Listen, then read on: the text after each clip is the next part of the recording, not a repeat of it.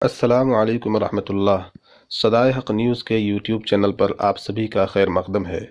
دوستو، آپ دیکھتے ہوں گے آئے دن سوشل میڈیا پر کمنٹس کے ذریعے لوگ ایک دوسرے کو ٹرول کرتے ہیں، ایک دوسرے کی مخالفت کرتے ہیں، ایک دوسرے کی ٹانگ کھینچتے ہیں، اور اس طرح سے آپسی انتشار بڑھتا ہے، اختلافات جنم لیتے ہیں اور ناچاکیاں پیدا ہوتی ہیں، حتیٰ کہ دوستیاں دشمنیوں میں بدل جاتی ہیں۔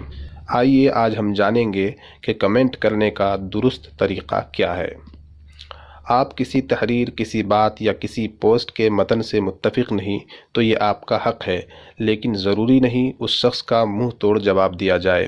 سخت ترین الفاظ میں تنزیہ یا تضحیک آمیز تبصرہ ہی کیا جائے۔ کوشش کریں اکیڈمک انداز میں اختلاف کا اظہار کریں۔ اکیڈمک انداز کیا ہے؟ یعنی علمی انداز۔ اس میں دو چیزیں ہیں۔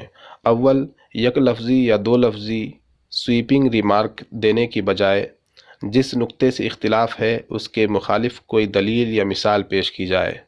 دوم، تمیز داری، تہذیب، شائستگی، نہ کہ اڑا کر رکھ دینے والا انداز ہو۔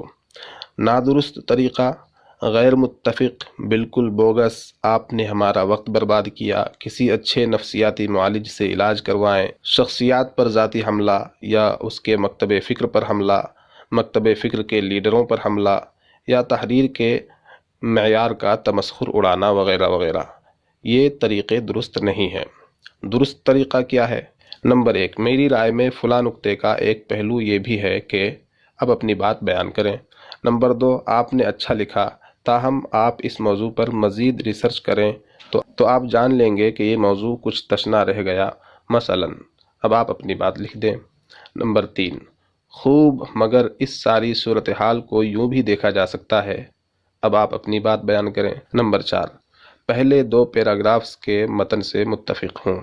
نمبر 5، میں اس ساری صورتحال کو ذرا مختلف دیکھتا ہوں۔ نمبر 6، بہت خوب، اگر میں اس میں تھوڑا اضافہ کرنے کی جسارت کروں تو یوں کہوں گا کہ۔ اب اپنی بات بیان کریں۔ ایسا کرنے سے آپ دیکھیں گے کہ آپ کی بات کمیونیکیٹ بھی ہو گئی، اختلاف کا اظہار بھی ہو گیا، اور اچھا تعلق بھی استوار رہا۔ آپ کی تمیزداری کچھ عرصے بعد اس تعلق کو دوستی میں بدل دیا کرتی ہے۔